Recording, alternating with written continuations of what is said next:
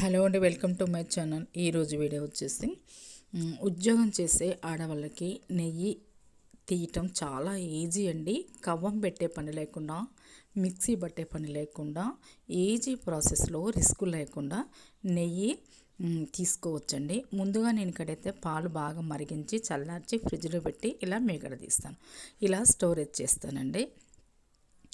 పెరుగు మీద మీగడ తీసుకుంటే పర్వాలేదు, కానీ పాల మీద మీగడ తీసుకునే వాళ్ళకి ఇంత స్టోరేజ్ అయిన తర్వాత 2 రోజుల ముందు నెయ్యి తీస్తాం అన్న తర్వాత ముందు ఒక గ్లాసు మజ్జిగ పోసేసి మొత్తం కలిపేసి ఫ్రిడ్జ్లో పెట్టుకోండి. 2 రోజులు పెట్టిన తర్వాత ఇలా తీసి ఒక గిన్నెలో వేసుకొని మొత్తం ఉండలు గట్టిగా ఉంటుంది కదండి, అది అలా లేకుండా మొత్తం గరిటెతో మొత్తం కలిపేసేసి ఇలా లూజ్ అవ్వాలండి.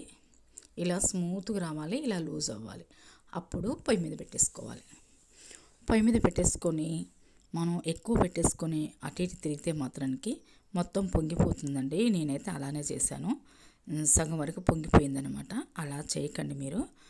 పెట్టి కొంచెం మీడియం ఫ్లేమ్లో పెట్టేసి అప్పటికప్పుడు వచ్చి చూసుకోండి, లేదా అక్కడే ఉండి చేసుకున్నా పర్వాలేదు. పొంగిపోదు కదా అనుకున్నానండి, కానీ పొంగిపోయింది. చాలా పైకి వచ్చేసి పొంగిపోయింది అనమాట. చాలా జాగ్రత్తగా ఉంటూ దగ్గరుంటూ కలుపుకొని ఇలా నెయ్యి చేసుకుంటే ఈజీ కదండి. కవ్వం పెట్టి మనం చేసి మిక్సీ పట్టి చేసే కంటే ఇది చాలా ఈజీ ప్రాసెస్ అండి. ఉద్యోగం చేసే వాళ్ళకి మరీ ఈజీ, రిస్క్ లేని పని అనమాట. ఎంత నెయ్యి అని తీసుకోవచ్చు అనమాట. నాకైతే ఇదైతే బాగా నచ్చింది, మీకు కూడా నచ్చిందని అనుకుంటున్నాను. ఇలా చేయండి. చూడండి, మొత్తం మరిగి చక్కగా కలర్ మారింది కదండి. వేస్ట్దంతా చక్కగా తీసేసుకొని ఇలా వడగట్టుకొని చక్కగా మనం స్టోరేజ్ చేసుకుంటే సరిపోతుంది. నచ్చిందండి మీకు ఇది? ఈ ప్రాసెస్ నచ్చితే మాత్రం తప్పకుండా మీరు లైక్ చేయండి. లైక్ చేసి ఎలా ఉందో కామెంట్స్ తెలియచేయండి. మన ఛానల్ కనుక ఫస్ట్ టైం మీరు చూసినట్లయితే తప్పకుండా సబ్స్క్రైబ్ చేసుకోండి, లైక్ చేయండి, షేర్ చేయండి. ఎలా ఉందో మీరు తప్పకుండా కామెంట్స్ తెలియచేయండి.